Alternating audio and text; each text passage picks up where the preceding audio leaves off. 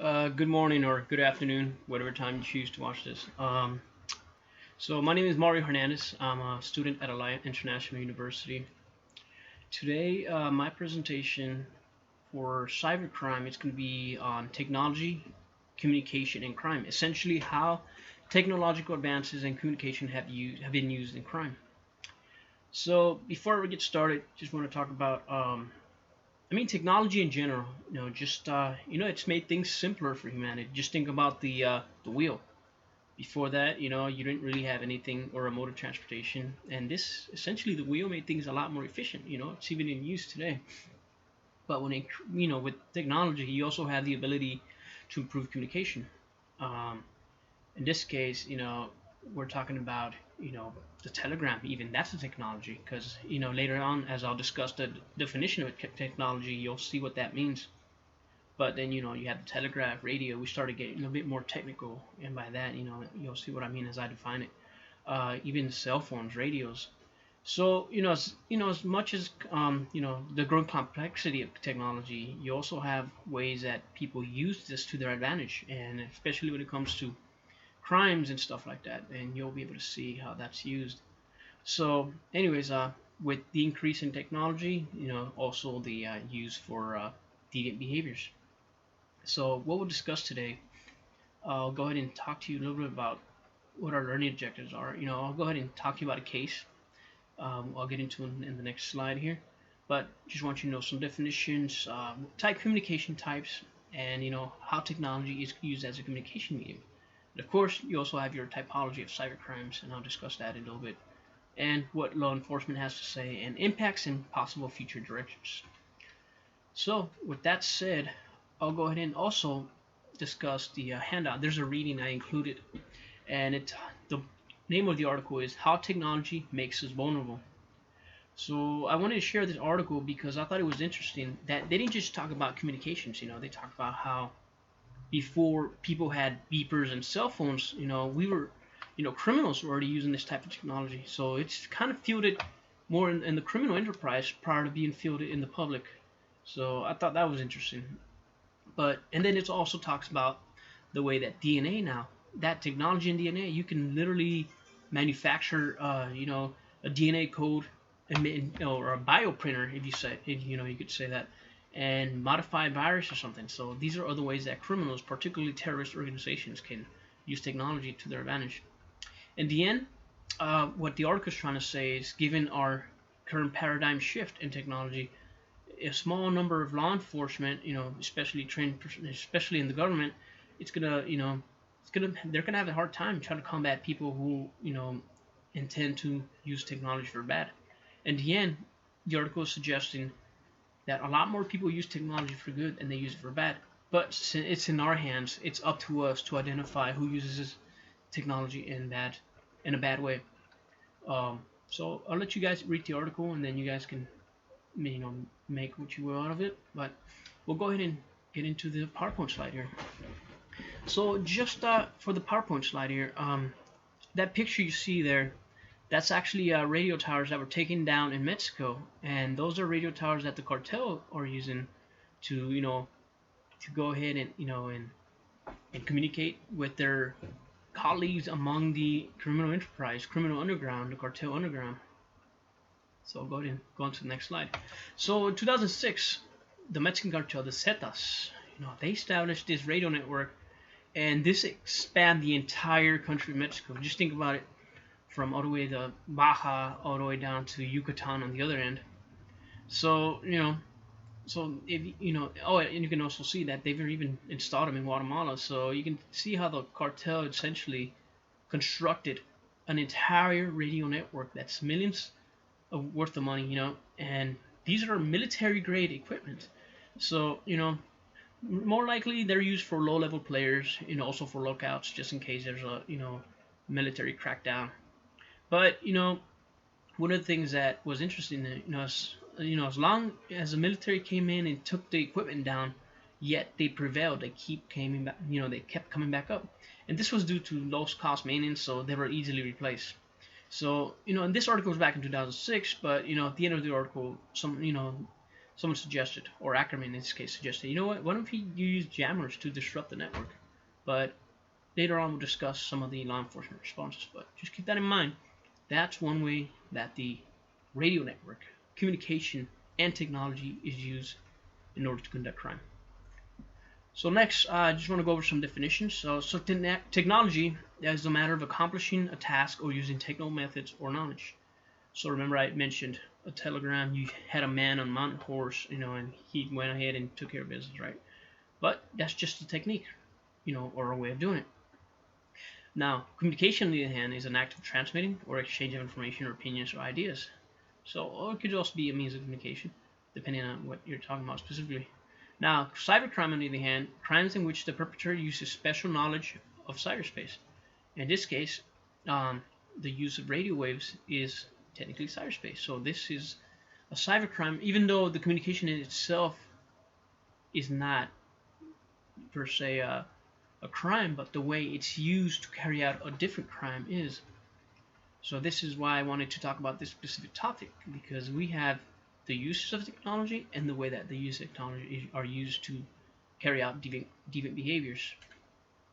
So then, of course, now you have your different communication types, and these are all through the cyberspace. You have email, radio, voice, cellular, phone communications, and even this, what I'm doing now, is called a video communication.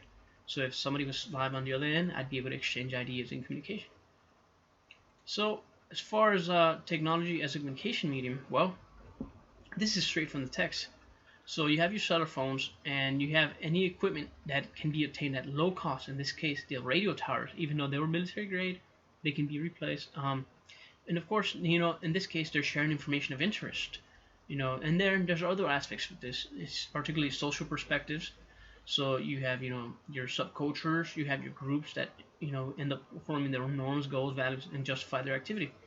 So to use the cartel example, you have low-level lookouts, and you have all these radios set up. So just imagine you have a 13, 14-year-old kid out there sitting on the radio, and and calls in a lookout and tells, hey, boss man, there's the military's coming.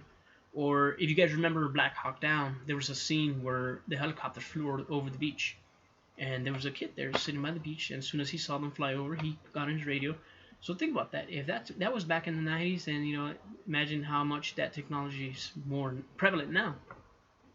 So anyways, in the end, this type of communication is used to facilitate crime and deviance, because they can go ahead and give them a lookout. In that hand, they're ready to retaliate, or they go ahead and pack up and take away their whatever they have, whether it's weapons, drugs, or any criminal activity that's going on. So anyways, in terms of the typology of cybercrimes can be assigned to different categories. You have your cyber trespassers. Those guys essentially cross boundaries and take ownership of something.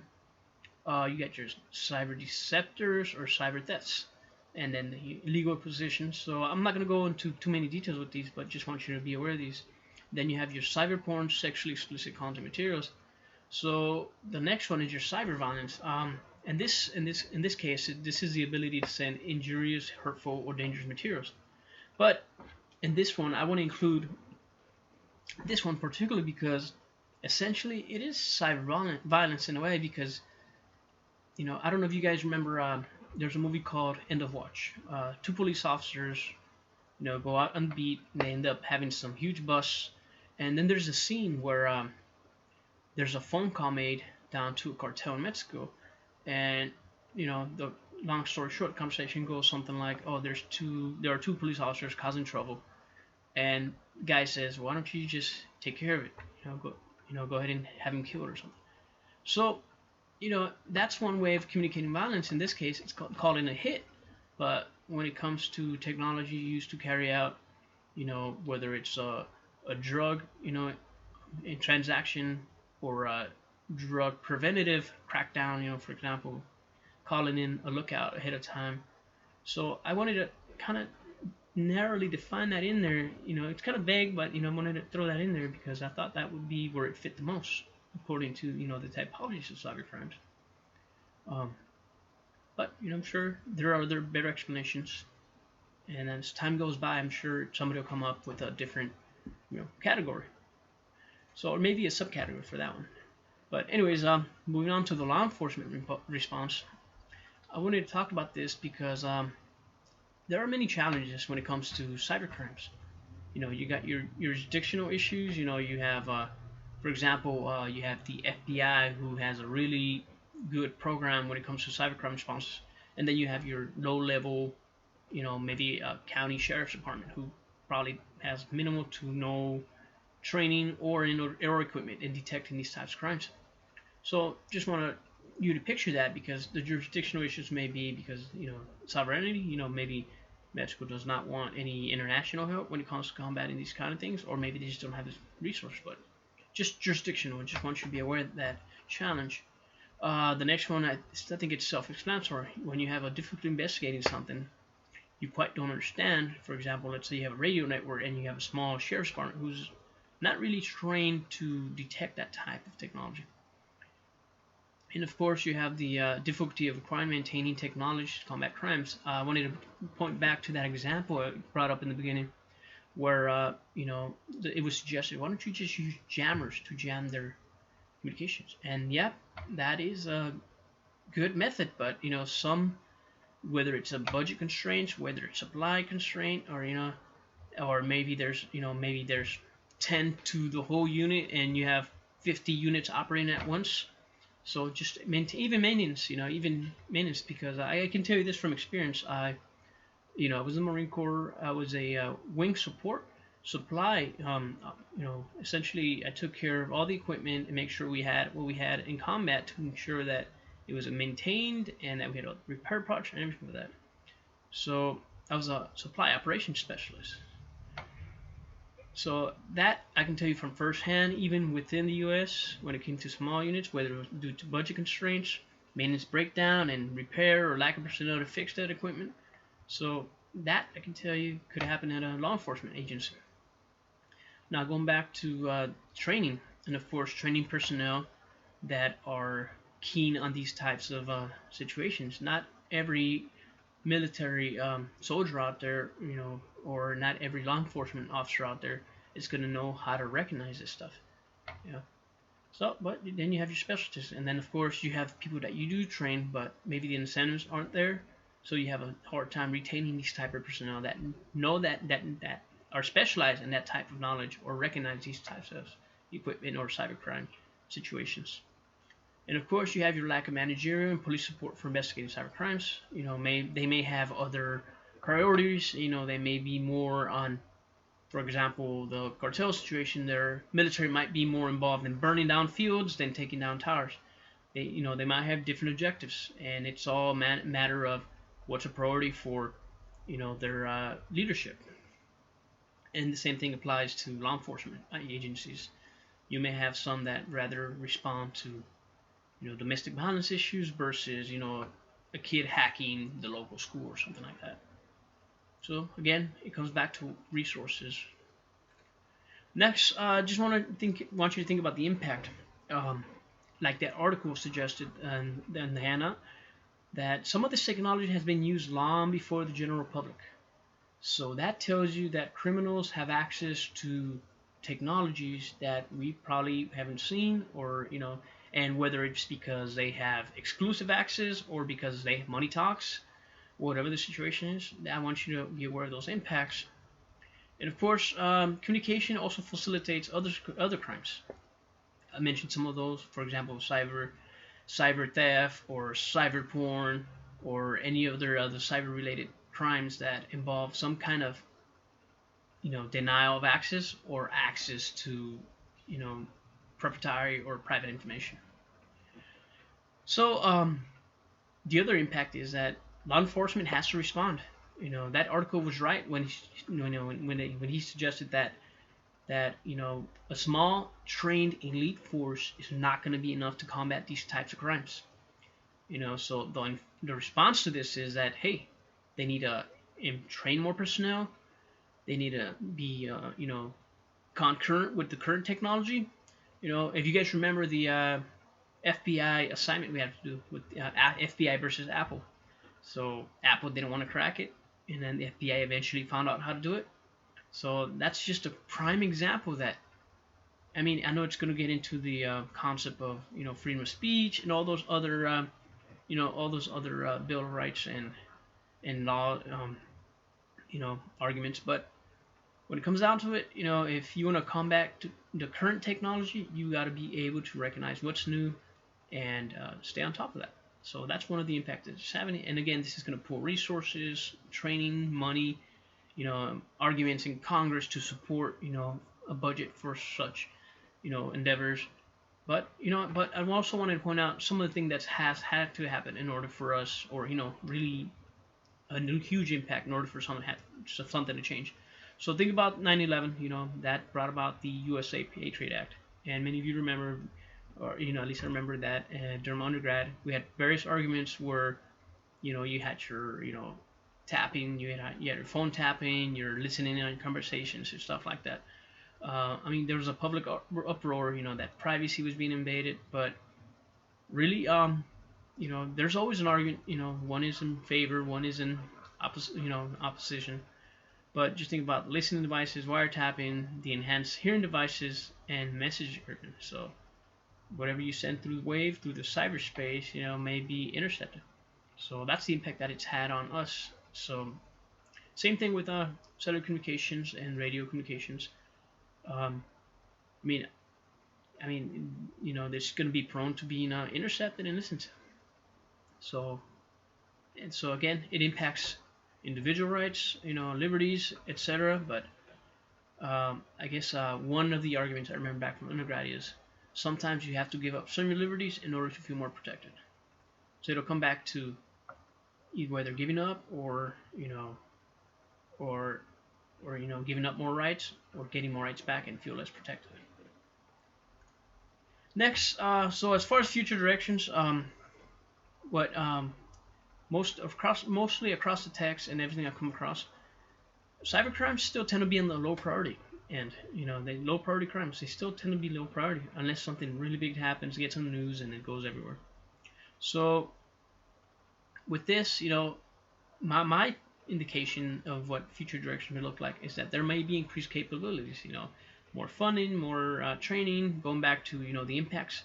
So it's kind of almost mirrors the impacts because you have to respond to something if something happens.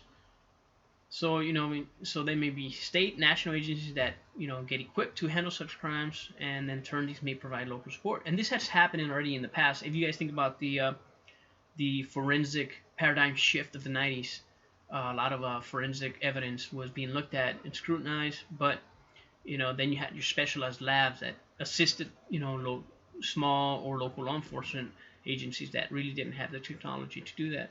So I see that that's where this is going for cybercrimes.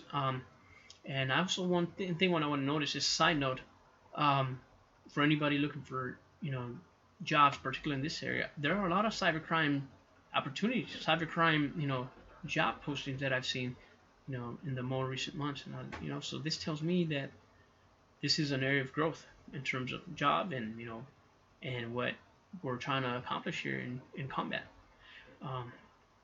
So I also see that there may be a buildup of international support, especially when it comes to transnational crimes. So again, I'll go back to that example. If the Mexican military doesn't have the capability to either acquire jammers, or they don't have the capability to use them, I think that's going to be another growing area. And I remember, in fact, when I was in Yuma, Arizona, I was stationed there. We had the Mexican military coming over and train alongside with the U.S. military. So I can see that happening with regards to cybercrime. So as far as our summary here, so I discussed the ways that technology can be used to commit crimes. In this case, you've seen that radio waves, radio communications in this case, has been used very effectively and in a very multitude of situations. So this example, just with the cartel, is just one of the small ways that this has been used. Think about your terrorist attacks. Think about your terrorist activities. Think about other countries that really, for their lack of infrastructure may be the only way they communicate, and in this case, they may be used for more deviant and carry out serious crimes. So just keep that in mind. and thank you for your time.